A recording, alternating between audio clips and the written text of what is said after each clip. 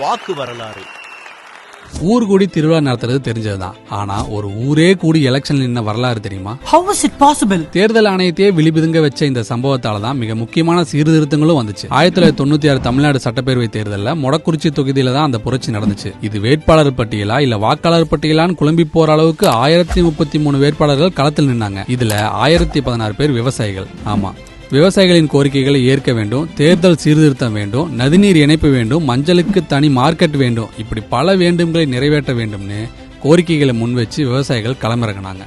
அந்த காலகட்டத்தில் இவிஎம் பயன்பாடு இல்லங்கிறதுனால வாக்குச்சீட்டு தான் பயன்படுத்தப்பட்டுச்சு. எல்லா வேட்பாளர்களோட பேரும் சேர்த்து 120 பக்கத்துக்கு வாக்குச்சீட்டு மட்டுமே இருந்துச்சுன்னா பாத்துக்கோங்க. ஒருவேளை இவிஎம் இருந்திருந்தா நிலைமையை நினைச்சு பாருங்க, எவ்வளவு சிரமத்துல தேர்தல் ஆணையம் இருந்திருக்கும். எல்லா தொகுதிக்கும் மே 2ஆம் தேதி தேர்தல் நடக்க மொடக்குறிச்சியில மட்டும் ஒரு மாசம் தள்ளி போச்சு. ஒரு வழியா ஜூன் 1ஆம் தேதி தேர்தல் நடந்து திமுக வேட்பாளர் சுப்புலட்சுமி ஜெகதீசன் ஜெயிச்சாங்க. மொத்த வேட்பாளர்கள் 88 பேருக்கு ஒரு ஓட்டு கூட கிடைக்கல. 158 வேட்பாளர்கள் ஒரே ஒரு ஓட்டு மட்டுமே வாங்கினாங்க. இதுல பட்ட அடியால பல சீர்திருத்தங்களை தேர்தல் ஆணையம் கொண்டு வந்துச்சு. டெபாசிட் தொகை ரூபாய் 250 இருந்து ரூபாய் 10,000 கூடுச்சு. வேட்பாளரை 10 பேர் முன்மொழிய வேண்டும்னு ரூல்ஸும் வந்துச்சு. இது போன்ற சீர்திருத்தங்களால தேர்தல் ஆணையத்தின் செலவும் கணிசமா குறைஞ்சது. இப்படி இந்திய தேர்தல் வரலாறுல மொடக்குறிச்சி தனி இடத்தை பிடிச்சிருக்கு. இப்படி வாக்குக்கு பல வரலாறு இருக்கு. தொடர்ந்து பார்ப்போம்.